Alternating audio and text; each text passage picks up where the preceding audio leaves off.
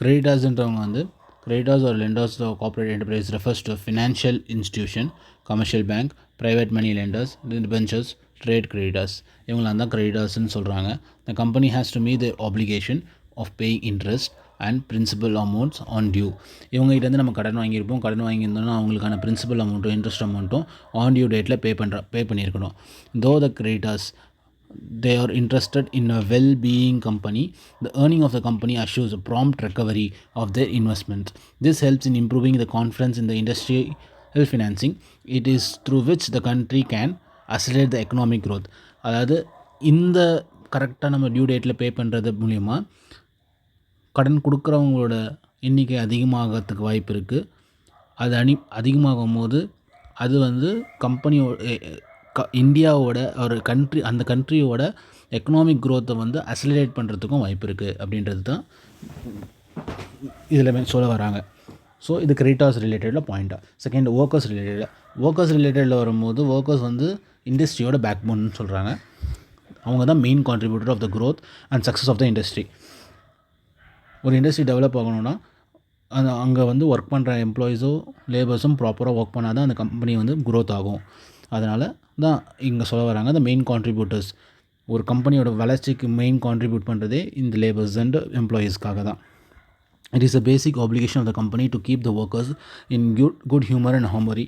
This is achieved only by when the company pays a fair salary and provides a good working condition with appropriate welfare measures.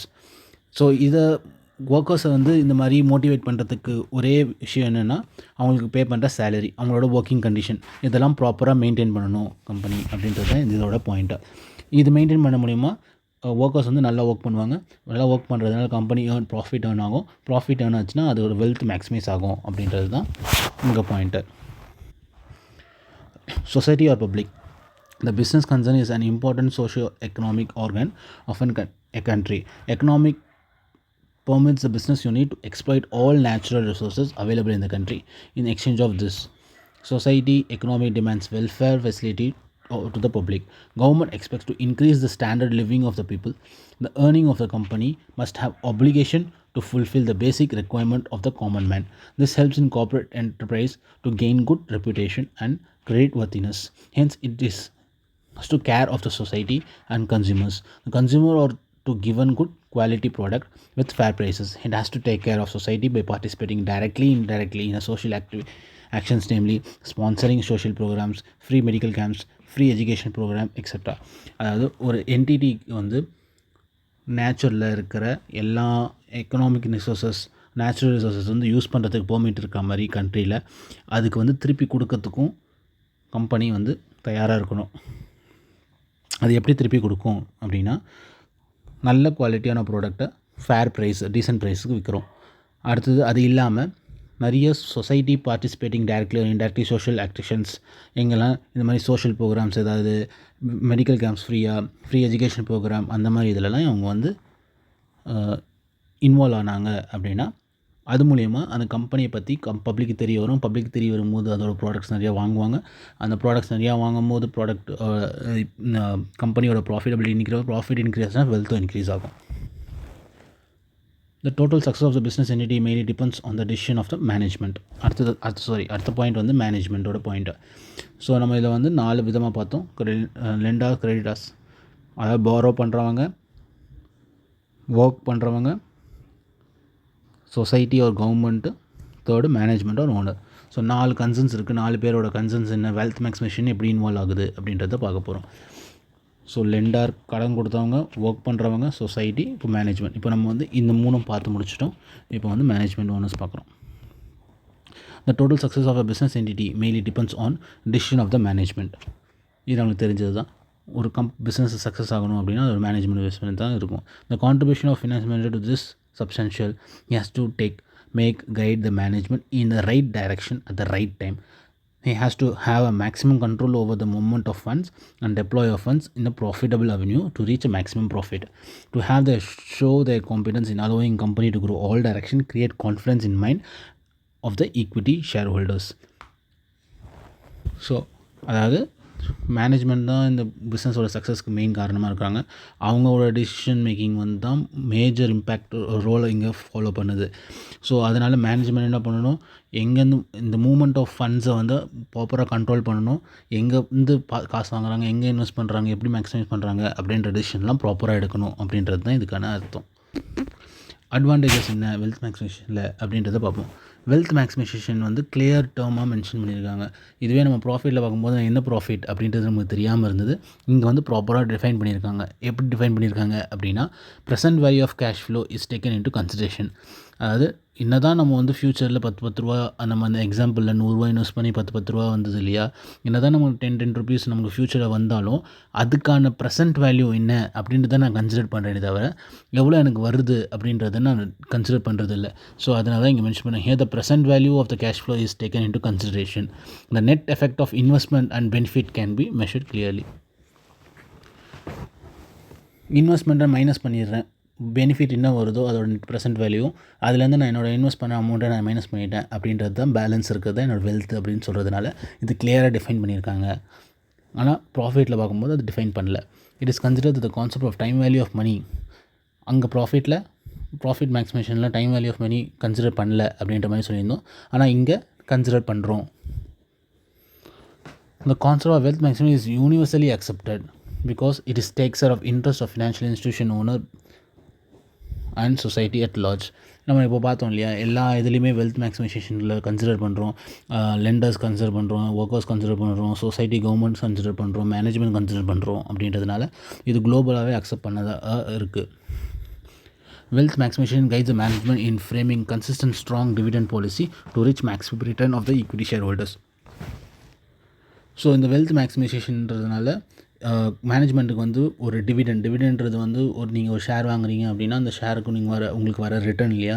So அந்த dividend பாலிசியை maximise பண்ணுறதுக்கான இது வந்து இந்த wealth maximisation help பண்ணும்.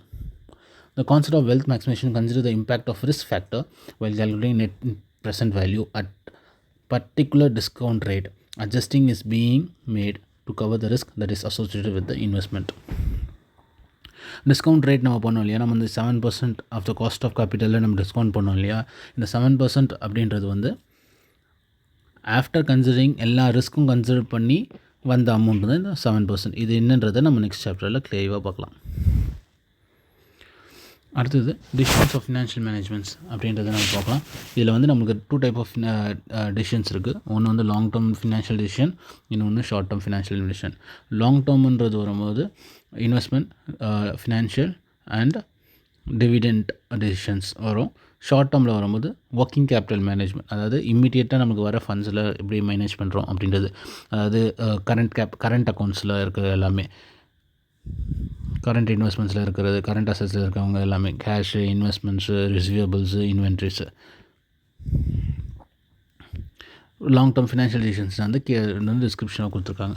Long term financial decision, the long term financial decisions pursued by the finance manager have a significant long term effect on the value of the firm. The result of this decision is not confined to a few months but extended over several years, and this decision is mostly irreversible. It is therefore necessary that before committing the scarce resources of a company, careful exercise is done regard is to likely cost and benefit the various decision.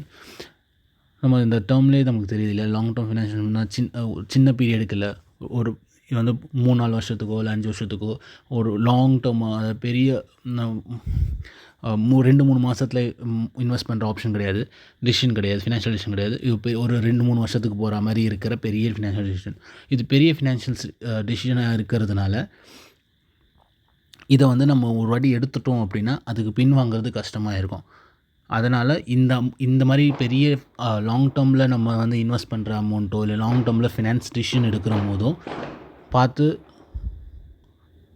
பொறுமையாக கேர்ஃபுல்லாக எடுக்க வேண்டியது இருக்கும். ஏன்னா இதில் வந்து நிறைய cost, நிறைய பெனிஃபிட் டிசிஷன்ஸ்லாம் நம்ம வந்து மாறிட்டே இருக்கும். ஸோ இந்த லாங் டேர்ம் ஃபினான்ஷியல் டிசிஷன்ஸில் பார்த்திங்கன்னா 2 டைப் ஆஃப் டிசிஷன்ஸ் இருக்குது. ஒன்று ஃபினான்ஷியல் டிசிஷன், இன்னொன்று வந்து ஃபினான்சிங் டிசிஷன், இன்னொன்று வந்து இன்வெஸ்ட்மெண்ட் டிசிஷன். இன்வெஸ்ட்மெண்ட் டிசிஷன் அப்படின்னா கேபிட்டல் பட்ஜெட்டிங் டிசிஷன், அதாவது allocation of a given amount of a capital of a fixed asset of a business. The important characteristic of a fixed asset is that the benefit are realized in future. Thus, capital budgeting decision adds to total fixed asset of the concern by selecting and investing in new investment.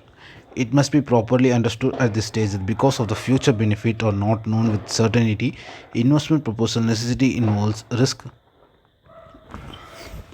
So investment டிசிஷனில் வரும்போது ஒரு நீங்கள் வந்து மணி உங்கள்கிட்ட இருக்குது, அதை வந்து ஒரு இடத்துல நீங்கள் கொண்டு போய் இன்வெஸ்ட் பண்ண போகிறீங்க. அந்த இன்வெஸ்ட் பண்ணுறது வந்து எந்த இடத்துல பண்ண போகிறோம், எந்த இதில் வரப்போகுது அப்படின்றது வந்து கொஸ்டினபுளாக இருக்கும். அதை தான் இங்கே டிசிஷன் எடுக்க போகிறோம். இது மோஸ்ட்டாக இது லாங் டேர்முன்றதுனால ஃபிக்ஸ்ட் அசெட்டில் தான் போய் இருக்கும். இந்த ஃபிக்ஸ்ட் அசெட் ஆஃப் பிஸ்னஸ் வந்து நீங்கள் இன்வெஸ்ட் பண்ணுற இடம் வந்து எப்படி டிரைவ் பண்ணுது, ஃப்யூச்சரில் எவ்வளோ பெனிஃபிட் நமக்கு தரும் அப்படின்றத வந்து டிட்டர்மைன் பண்ணணும். அந்த டிட்டர்மைன் பண்ணணும் அப்படின்னா வேரியஸ் ஆஸ்பெக்ட்ஸ் வந்து இம்பேக்ட் ஆகும்.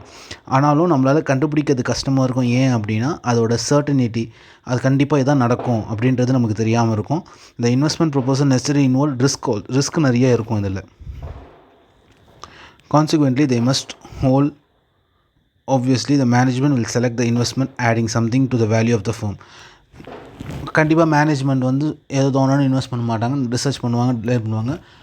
அதாவது நீங்கள் பண்ணுற இன்வெஸ்ட்மெண்ட் அமௌண்ட் வந்து ரிட்டர்னில் ஏதாவது இருக்கணும் அப்படின்ற போது தான் அவங்க இன்வெஸ்ட்மெண்ட் ஆப்ஷனுக்கு போவாங்க. The criteria of judging the profitability of the project is difference between the cost of investment proposal and expected earnings. The importance method employed to judge the profitability of the investment proposal and expected earnings. The important method employed to judge the profitability of the investment proposals are payback method, average rate of return, internal rate of return, net present value method. So இப்போ வந்து சொன்னோம் இல்லையா, இப்போ வந்து ஒரு profit நம்ம ஒரு investment பண்ணுறோம் அப்படின்னா அதுக்கான ப்ராஃபிட்டபிலிட்டி இருக்க மாதிரி இருக்கணும். அந்த ப்ராஃபிட்டபிலிட்டி எப்படி ஜட்ஜ் பண்ணுவாங்க அப்படின்னா டிஃப்ரெண்ட் மெத்தட்ஸ் இருக்குது. டிஃப்ரெண்ட் மெத்தட்ஸ் வந்து பேபேக் மெத்தட்னால் நீங்கள் போடுற அமௌண்ட் வந்து எவ்வளோ வருஷத்துக்குள்ளே, இப்போது வந்து நீங்கள் போடுற அமௌண்ட் வந்து 10 வருஷத்துக்கு நீங்கள் இன்வெஸ்ட் பண்ண போகிறீங்க ஃபிக்ஸ்ட் அசெட்டில். ஏதோ ஒரு மிஷினரி வாங்குறீங்க, அந்த மிஷினரியில் மூலிமா நம்மளுக்கு கூட்ஸ் ப்ரொடியூஸ் பண்ண முடியும், அது 10 வருஷம் யூஸ் பண்ண முடியும் அப்படின்னா நீங்கள் போடுற அமௌண்ட் வந்து இந்த 10 வருஷம் இருக்கு இல்லையா, அந்த 10 வருஷத்தில் எந்த வருஷத்துக்குள்ளே நம்மளுக்கு அமௌண்ட் வருது அப்படின்றது பேபேக் மெத்தடு. செகண்ட் வந்து average rate of return method. அப்படின்னா நீங்கள் போடுற அமௌண்ட்டுக்கு எவ்வளோ அமௌண்ட் ரிட்டர்ன் வருது, அதுக்கான ஆவரேஜ் ரிட்டர்ன், அதாவது எவ்வளோ பர்சன்டேஜ் ரிட்டர்ன் வருது அப்படின்ட்டு கண்டுபிடிக்கிறது. இன்டர்னல் ரேட் ஆஃப் ரிட்டர்ன் அப்படின்னா நீங்கள் போடுற அமௌண்ட்டுக்கு வர அமௌண்ட் இருக்கு இல்லையா, ப்ரெசன்ட் வேல்யூ இருக்கு இல்லையா, எவ்ரி மந்த் நம்மளுக்கு இன்ட்ரெஸ்ட் வரும், எவ்ரி மந்த் நம்மளுக்கு பெனிஃபிட் டிரைவ் ஆகும் அந்த ஃபிக்ஸ்ட் அசெட்லேருந்து. அந்த பெனிஃபிட்டை வந்து ப்ரெசன்ட் வேல்யூ உள்ள கொண்டு வந்து அந்த ப்ரெசன்ட் வேல்யூவில் இன்வெஸ்ட்மெண்ட் மைனஸ் பண்ண வர அமௌண்ட்டு உங்களோட வெல்த் இல்லையா, நம்ம முன்னாடி பார்த்தோம்ல வெல்த் மேக்ஸிமைசேஷனில். அந்த அமௌண்ட்டு நீங்கள் ஆக்சுவலாக இன்வெஸ்ட் பண்ண அமௌண்ட்லேருந்து எவ்வளோ பர்சன்டேஜ் இருக்குன்றது தான் internal rate of return. Net present வேல்யூன்றது வந்து இந்த வெல்த் மேக்ஸிமைசேஷனுக்காக நம்ம கால்குலேட் பண்ணுவோம் இல்லையா, அதுதான் நெட் ப்ரெசென்ட் வேல்யூ. அந்த நெட் ப்ரெசென்ட் வேல்யூவில் வந்து எவ்வளோ நம்ம வந்து பாசிட்டிவாக இருக்கா நெகட்டிவாக இருக்கா. பாசிட்டிவாக இருந்ததுன்னா அது வந்து ப்ராஃபிட்டபிலிட்டி ப்ராஜெக்ட், நெகட்டிவாக இருந்ததுன்னா அது நம்ம அக்செப்ட் பண்ண மாட்டோம், ஏன்னா அது ப்ராஃபிட்டபிலிட்டி இல்லை அப்படின்னுது.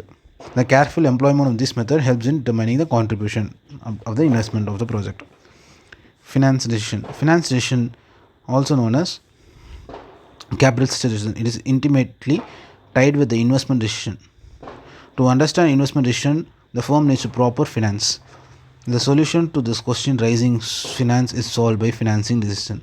இப்போ நம்ம இன்வெஸ்ட் பண்ணணுன்றதை முன்னாடி பார்த்துட்டோம். இப்போ இன்வெஸ்ட் பண்ணுறதுக்கு எங்கேருந்து பைசா எடுக்கணும், எவ்வளோ அமௌண்ட் எடுக்கணும், எந்த அளவுக்கு அதுக்கான ஜென்ரேட் பண்ணுறதுக்கு அவங்களுக்கு. இப்போ வந்து சப்போஸ் லோன் எடுக்கிறோம் அப்படின்னா லோனுக்காக நம்ம இன்ட்ரெஸ்ட் பே பண்ணுவோம் இல்லையா, அந்த மாதிரி தான். இப்போ கேபிட்டலில் பிஸ்னஸாக இருக்குன்னா பிஸ்னஸில் கேபிட்டல் வருதுன்னா அந்த கேபிட்டலுக்கு ரிட்டர்ன் கொடுக்கணும், டிவிடெண்டோ ஏதாவது ஒன்று அவங்களுக்கு கொடுக்கணும். அதனால தான் அவங்க இன்வெஸ்ட் பண்ண வருவாங்க. ஸோ அதை வந்து நம்ம டிசைட் பண்ணணும். இப்போ இந்த இன்வெஸ்ட் பண்ணுறதுக்கு நம்ம எவ்வளோ பண்ணுறோம் இவ்வளோ பண்ணுறோன்ற மாதிரி நான் வந்து ஃபினான்ஸ் பண்ணுறதுக்கும், ஃபினான்ஸுன்றது எங்கேருந்து நான் பைசா வாங்குகிறேன், எப்படி வாங்குகிறேன் அப்படின்றது டிசிஷன் வந்து எடுக்கிறதுக்கும் ஃபினான்ஸ் அண்ட் டிசிஷன் தான் பார்க்க வேண்டியது இருக்கும்.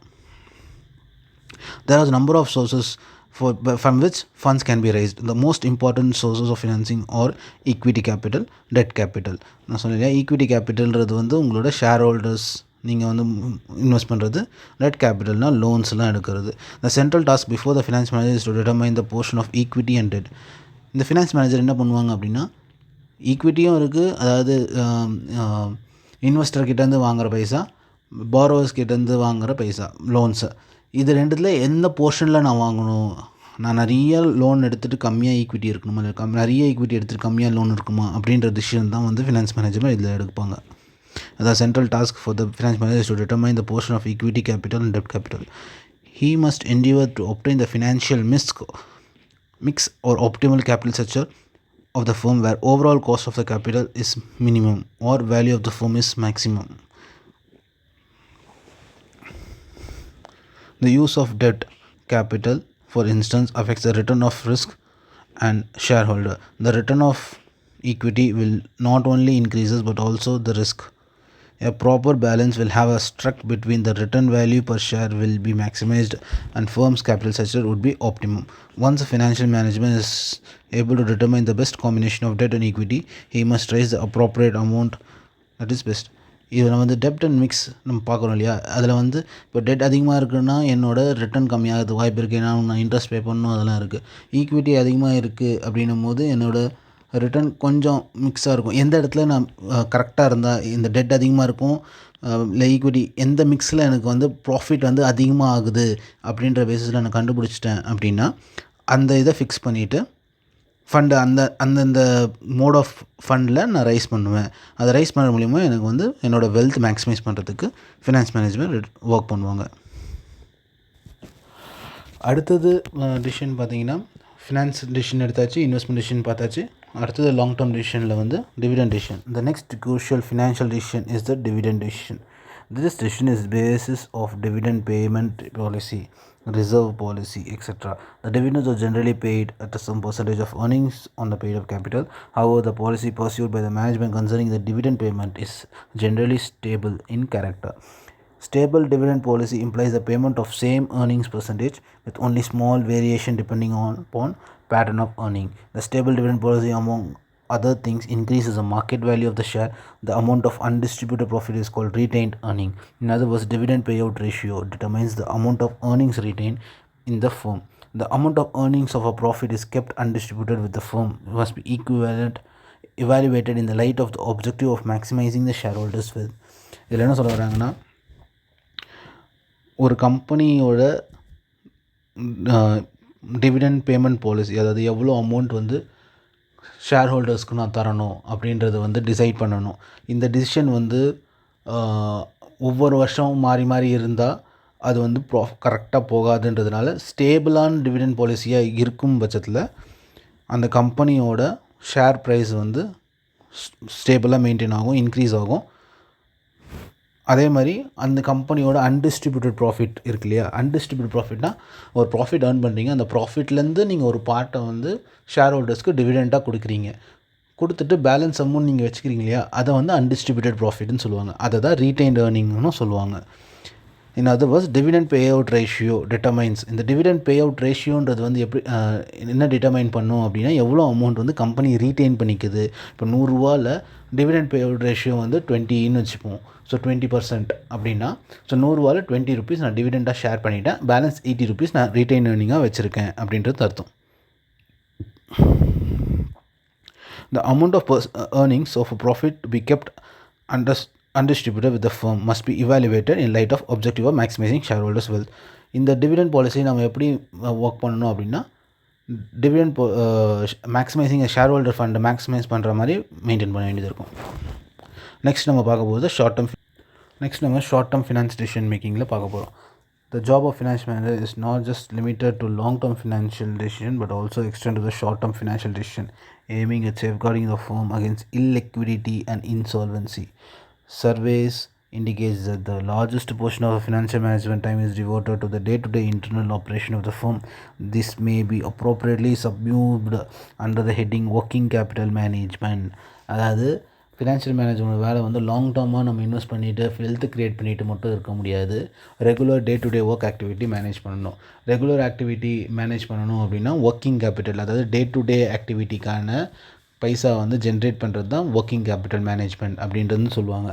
ஸோ மோஸ்ட் ஆஃப் த ஆக்டிவிட்டியில் வந்து 20% ஆஃப் த ஒர்க் வந்து லாங் டேர்மில் போனால் கூட ஃபினான்ஸ் மேனேஜ்மெண்ட்டோடது பேலன்ஸ் 80% வந்து டே டு டே ஆக்டிவிட்டியில் ஒர்க்கிங் கேபிட்டல் மேனேஜ்மெண்ட் தான் இருக்கும். Working capital management requires the understanding of proper appreciation of two concepts, gross and net working capital. Gross working capital refers to the firm's investment in current asset, cash, short-term securities, debtors, bill receivable, and inventories. Current assets have a distinct characters of being convertible into cash within as accounting year. அதாவது working capital management வந்து மேஜராக வந்து 2 கான்செப்டில் இருக்குது. ஒன்று gross, இன்னொன்று net working capital. Gross working கேபிட்டல்ன்றது வந்து ஃபேமோட இன்வெஸ்ட்மெண்ட்டு இன் கரண்ட் அசெட்ஸில் வரும்போது cash, short term securities, debtors, bills receivables, trade receivables, inventories etcetera. இந்த கரண்ட் அசெட்ஸ்ன்றது ஏன் சொல்கிறாங்க அப்படின்னா, இது வந்து வித்தின் அக்கௌண்டிங் இயருக்குள்ளே அதை வந்து ரியலைஸ் பண்ண முடியும். இப்போ நான் வந்து கேஷாக இருக்குன்னா கேஷ் ஆல்ரெடி ரியலைஸ்டாக தான் இருக்குது. ஸோ இன்வென்ட்ரி இருக்குன்னா என்னால் 1 இயர்க்குள்ளே இன்வென்ட்ரியை வந்து கேஷாக சேஞ்ச் பண்ணிட முடியும். அப்படின்றதுனால gross working capital. net working capital அப்படின்றது வந்து difference between current asset and current liability அப்படின்றது தான் net working capital. So current liabilityன்றது வந்து or those claims of outsiders which are expected to mature for a payment within accounting. இப்போ நம்ம எப்படி current அசட்டை வந்து 1 வருஷத்துக்குள்ளே என்னால் ரியலைஸ் பண்ண முடியும் அப்படின்ற மாதிரி சொன்னனோ, 1 வருஷத்துக்குள்ளே நான் பே பண்ண வேண்டிய எல்லா அமௌண்ட்டும் கரண்ட் லைபிலிட்டிஸ் அப்படின்றது தான் சொல்வேன். அதில் வந்து trade payables, bills payables, bank overdraft, outstanding expenses etcetera வந்து கவர் ஆகும். For financial management both this concept gross and net working capital are relevant. அதாவது கிராஸ் ஒர்க்கிங் கேபிட்டல் அப்படின்னா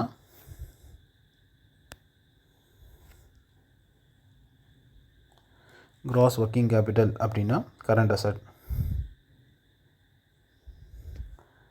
நெட் ஒர்க்கிங் கேபிட்டல் அப்படின்னா current asset less current liability.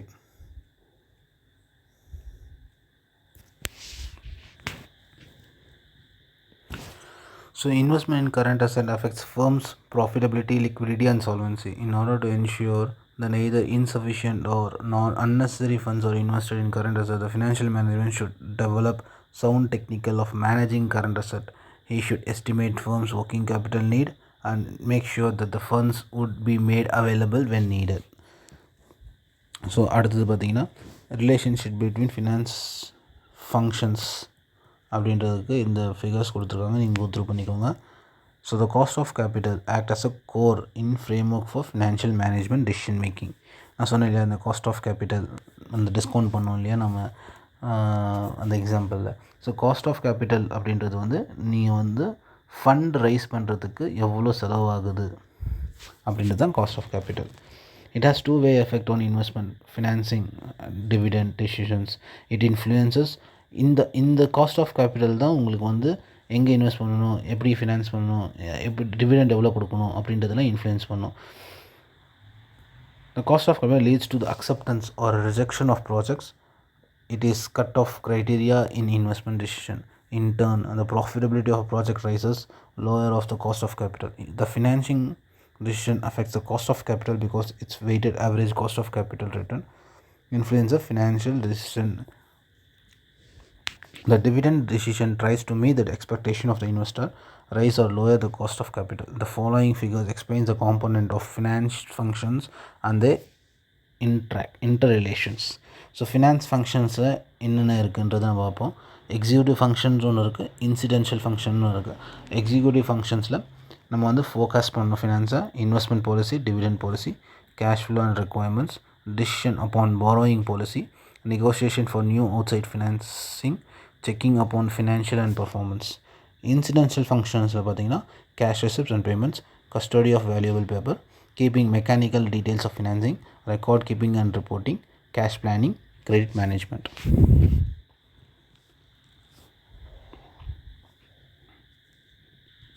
இது நம்ம எப்படி நான் வச்சுக்கலாம் அப்படின்னா fin c square d square c power 4 RK.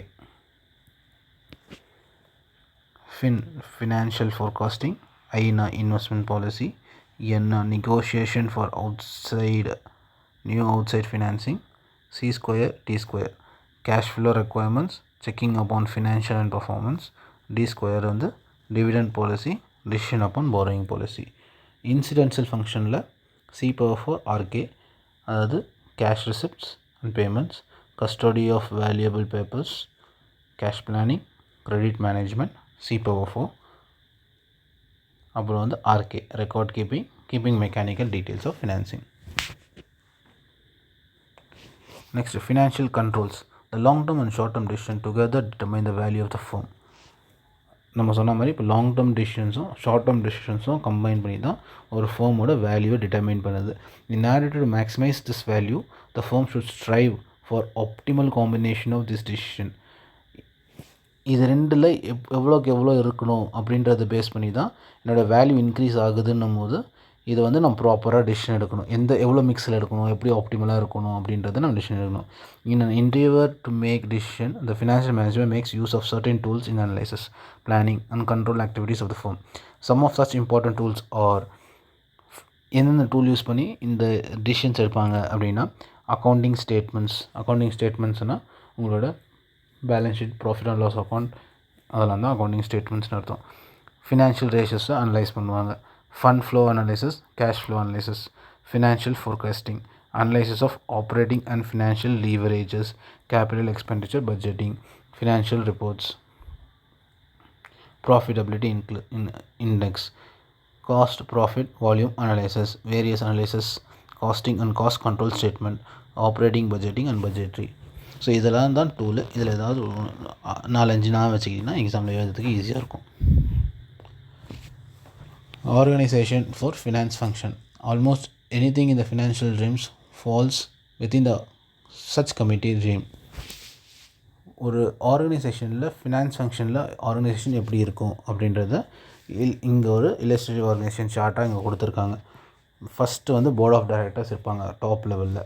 அவங்க கீழே பிரசிடென்ட்ஸ் இருப்பாங்க. பிரசிடென்ட்ஸ் கீழே வைஸ் பிரசிடென்ட்ஸ், எல்லா டிபார்ட்மெண்ட்லேயும் வைஸ் பிரசிடென்ட்ஸ்னு இருப்பாங்க.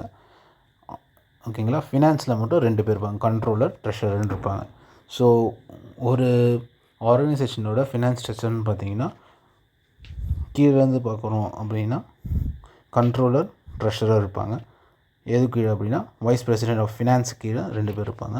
அது இல்லாமல் வைஸ் பிரசிடென்ட் வந்து எல்லா டிபார்ட்மெண்ட்டில் இருப்பாங்க. பர்ச்சேஸ் டிபார்ட்மெண்ட்டில் இருப்பாங்க, ப்ரொடக்ஷன் டிபார்ட்மெண்ட்டில் இருப்பாங்க, HR டிபார்ட்மெண்ட் இருப்பாங்க. இவங்க எல்லாருமே வந்து பிரசிடெண்ட்டுக்கு ரிப்போர்ட் பண்ணுவாங்க. பிரசிடெண்ட் வந்து போர்ட் ஆஃப் டைரக்டர் ரிப்போர்ட் பண்ணுவார். ஸோ இங்கே பார்த்தீங்கன்னா நம்ம வந்து வைஸ் பிரசிடென்ட் ஃபினான்ஸ் வந்து 2 ஆக்டிவிட்டி இருக்குது, கண்ட்ரோலர் அண்ட் ட்ரெஷரர். கண்ட்ரோலர் அப்படின்றவங்க வந்து இன்டர்னல் மேட்டர்ஸ், அதாவது கம்பெனிக்குள்ளே நடக்கிறத பார்ப்பாங்க. ட்ரெஷரன்றவங்க வந்து எக்ஸ்டர்னல் ஃபினான்ஸ் மேட்டர்ஸை ஹேண்டில் பண்ணுவாங்க. So controller finance, vice president ஃபினான்ஸில் கண்ட்ரோலராக இருக்கவங்க planning and control, reporting interpreting, tax administration, government reporting, protection of assets, economic appraisal, இது எல்லாமே இன்டர்னல் ஃபேக்டர்ஸ். ட்ரெஷரர்ன்றவங்க வந்து எப்படி ஃபினான்ஸ் ப்ரொவைட் பண்ணுவாங்க, இன்வெஸ்டரோட relationship, short term financing, banking related activity, credit and collection, investment, insurance, இது எல்லாமே எக்ஸ்டர்னல் சோர்சஸ். ஸோ ட்ரெஷரர் அப்படின்னா எக்ஸ்டர்னலாக work பண்ணுறவங்க, கண்ட்ரோலர் அப்படின்னா ஆர்கனைசேஷனுக்குள்ளே ஒர்க் பண்ணுறவங்க. ஸோ இவங்க 2 பேரோட ஃபங்க்ஷன்ஸ் என்னன்றதை வந்து இங்கே நம்ம பார்த்தோம் இல்லையா, பிளானிங், ரிப்போர்ட்டிங், இதெல்லாம் இதோட டீட்டெயில் எக்ஸ்ப்ளனேஷன் கீழே இருக்குது. இது நீங்கள் அப்படியே கோத்ரூ பண்ணி படிச்சுக்கோங்க. Routine duties of financial management. So ஒரு ஃபினான்ஷியல் மேனேஜர் வந்து என்னெல்லாம் ரொட்டீனாக டியூட்டி பண்ணுவாங்க அப்படின்னா keeping track of actual and projected cash flow, outflow and making adequate provision on time for any shortfall that may rise, managing cash, negotiation and relation with banks, investment of fund, keeping track of stock exchange prices, maintenance of liaison with production, sales and seeking the working capital position, keeping management informed the financial implication of various development in and around the company. அதாவது cash flow manage பண்ணுவாங்க, கேஷை manage பண்ணுவாங்க, பேங்க்கோட negotiate பண்ணுவாங்க, stock exchange ப்ரைஸை monitor பண்ணிகிட்ருப்பாங்க, ஃபண்ட்ஸை invest பண்ணுவாங்க, production sales டிபார்ட்மெண்ட்டோட coordinate பண்ணி working capital management பண்ணுவாங்க. இந்த financial implications நடக்குதுலே, எங்கெல்லாம் டெவலப் பண்ணணும், எங்கெல்லாம் கம்மியாக போகுது அப்படின்றது வந்து மேனேஜ்மெண்ட்டுக்கு ரெகுலராக இன்ஃபார்ம் பண்ணிகிட்டு இருப்பாங்க. இது வந்து ரொட்டீன் டியூட்டி. நான் ரொட்டீன் டியூட்டி அப்படின்னும் போது high financial cost identified with risk bearing investment in capital intensive environment, diversification by a firm to differing businesses, market and product lines, high rates of inflation that significantly affect planning and forecasting the firm's operation, emphasis on growth which is requirement for new resources of fund, improved uses of existing fund, high rates of changes in technology with an accompanying need of expenditure and on research development, speedy dissemination of information employing high-speed computers and nationwide worldwide networks for transmitting financial and operating data. இதெல்லாம் தான் அவங்க பண்ணுற நான் routine duties. Next, finance manager. Finance manager is a person who heads the department of finance. He is the most important activity in a connection with each of the general function of management. He groups activities in such a way that the area of responsibility and accountability are clearly defined. His focus on profitability of the firm. The profit center is technique by which activity is decentralized for the development of the strategic control point. இதுதான் finance மேனேஜர்னு சொல்கிறாங்க. Finance manager person யாருன்னா, ஒரு டிபார்ட்மெண்ட்டோட ஃபினான்ஸை head பண்ணுறவங்க finance manager அப்படின்ற மாதிரி சொல்லுவாங்க. So இவங்களோட functions என்ன அப்படின்றது பார்க்கலாம். He should anticipate and estimate the total financial requirement of the firm. He should select the right source of funds at right time at right cost, balancing own capital and borrowed capital for the best advantage. He has to allocate the available funds in the profitable avenue. He has to maintain liquidity of position in the firm at the peak. He should analyze financial performance and plan its growth. He should administer the activities of working capital management. He has to protect the interest of creditors, shareholders and employees. He has to concentrate more on fulfilling the social obligation of the business unit. இவங்களோட functions என்னன்னு பார்த்தா, first வந்து fund எவ்வளோ requirement இருக்குன்றதை anticipate பண்ணி estimate பண்ணி வைக்கணும். அந்த எஸ்டிமேட் பண்ணுறதை பேஸ் பண்ணி எவ்வளோ தேவை அப்படின்றத ஒரு ரைட் சோர்ஸ்லேருந்து ரைட் டைமில் ரைட் காஸ்ட்டில் ப்ரொக்யூர் பண்ணணும்.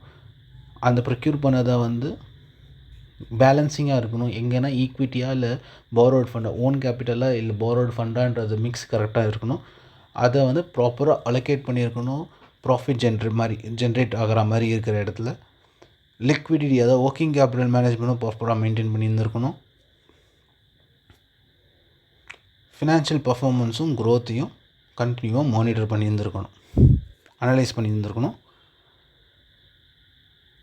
இந்த working capital management, liquidity position working capital மேனேஜ்மெண்ட்டில் வந்துருச்சு.